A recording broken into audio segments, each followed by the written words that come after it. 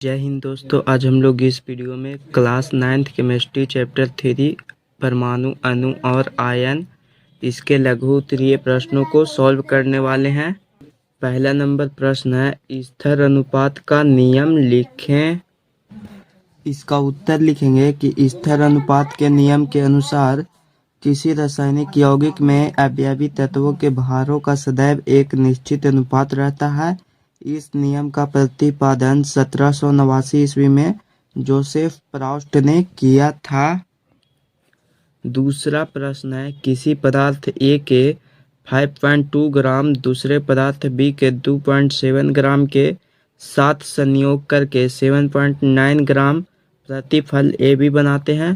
कैसे सिद्ध करेंगे कि यह परिणाम द्रव्यमान की अनस्वरता के नियम का पालन करते हैं। इसका उत्तर लिखेंगे तो यहाँ पे देखिए कि लिखेंगे कि द्रव्यमान की अनस्वरता के नियम के अनुसार अभिक्रिया के पहले का द्रव्यमान इक्वल टू यानी कि बराबर अभिक्रिया के बाद का द्रव्यमान दोनों बराबर होता है।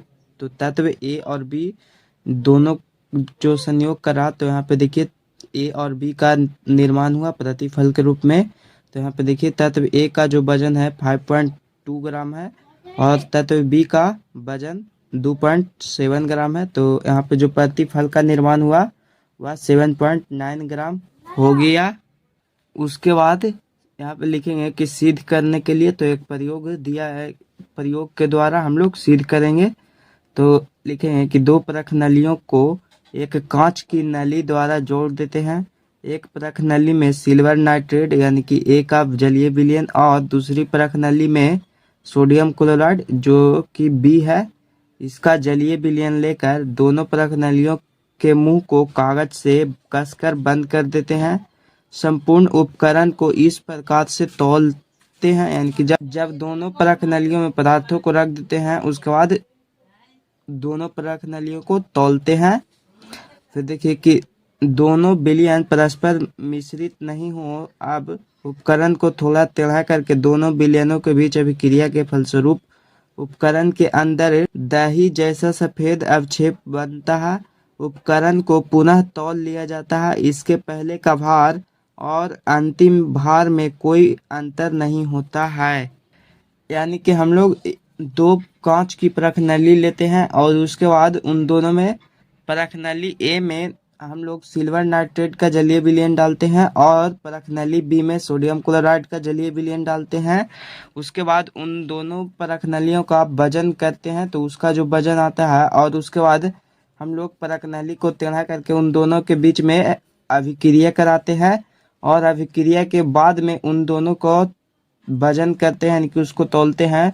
तो जो वजन होता है वह अभिक्रिया के पहले के बराबर होता है। जब अभिक्रिया के बाद उसको तौलते हैं तो दोनों का वजन बराबर ही होता है। तो इससे यह पता चलता है कि यह अनस्वरता के नियम का पालन करते हैं। तो आप लोग समझ गए होंगे।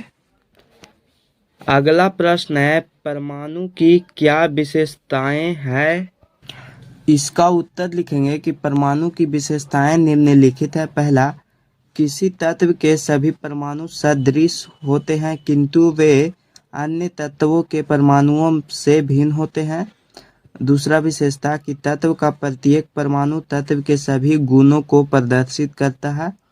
और तीसरा विशेषता कि परमाणु का आकार अत्यंत सूक्ष्म एवं गोलीय होता है।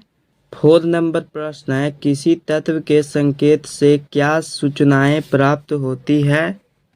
इसका उत्तर लिखेंगे कि तत्व के संकेत से निम्नलिखित सूचनाएं प्राप्त होती है। पहला, कि यह किसी विशेष तत्व का निरूपण करता है। दूसरा, कि यह तत्व के एक परमाणु को व्यक्त करता है। और तीसरा, कि यह तत्व के एक परमाणु द्रव्यमान का प्रतिनिधित्व करता है। अतः संकेत H का अर्थ होता है पहला कि तत्व या हाइड्रोजन है, और दूसरा कि हाइड्रोजन का एक परमाणु है, और तीसरा कि हाइड्रोजन का 1 ग्राम परमाणु अर्थात इसका जो वजन होगा वह 1.008 ग्राम है। अगला प्रश्न है, सापेक्ष परमाणु द्रव्यमान की व्याख्या करें।